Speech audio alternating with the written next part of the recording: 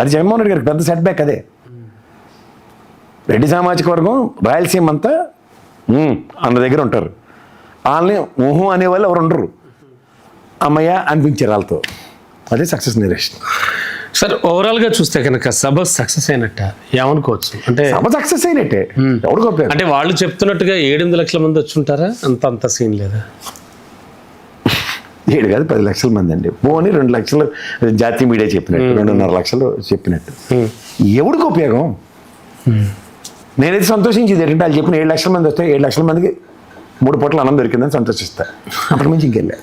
అలాంటి రోడ్డుకి అలాంటి సభలకి వెళ్ళేవాడు నాకు తెలిసి లేనోడే వెళ్తాడు. లేనోడికి అన్నం దొరికింది, సంతోషించాలి కదా సార్. అంతే. ఒక్కరోజు నేనైతే అలాగే చూస్తున్నా. అంటే ప్రధాని మోడీ రావడం వల్ల ఈ శంకుస్థాపన వల్ల ఏమీ ఉపయోగం లేదు. ఏమీ లేదు. ఖర్చు అసలే కొనుక్కున్నట్లయితే ఆంధ్రప్రదేశ్ మీద తాటిపండి పడింది. ఎందుకంటే నిన్న మళ్ళీ జిఎస్టీ కౌన్సిల్లో -3% ఉంది ఆంధ్రప్రదేశ్. ఓకే. వీళ్ళేమో చెప్పివని పకోడీ కబుర్లు. సంక్షేమం కన్నా అభివృద్ధి అసలు ప్రపంచం తెరబెట్టేస్తామని మళ్ళీ RBI 7,000 కోట్లు ఎత్తేయడానికి రేపు మంగళవారం 2వ బాండ్లు వేలంకి రెడీ అయిపోయి వెళ్ళిపోతున్నారు.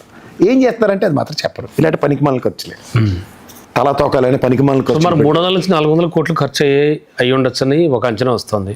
సోషల్ మీడియాలో కావచ్చు, మెయిన్ స్ట్రీమ్లో కావచ్చు. అవుతాయి కదా సార్. లాజిస్టిక్స్ దగ్గర 6-7 బస్సులు అన్నీ వేసారు. ప్రైవేట్ పబ్లిక్ అని కలిపి 8,000 బస్సులు అంటారు. 8,000 బస్సులు పైచిల్క.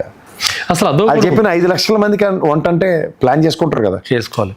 ఇదో కూడా ఉంది సార్. అసలు ఆ స్థాయిలో అంటే అంతమంది రావడం సంగతి పక్కన పెడితే స్వచ్ఛందంగా రావడం వేరు, తరలించడం వేరు.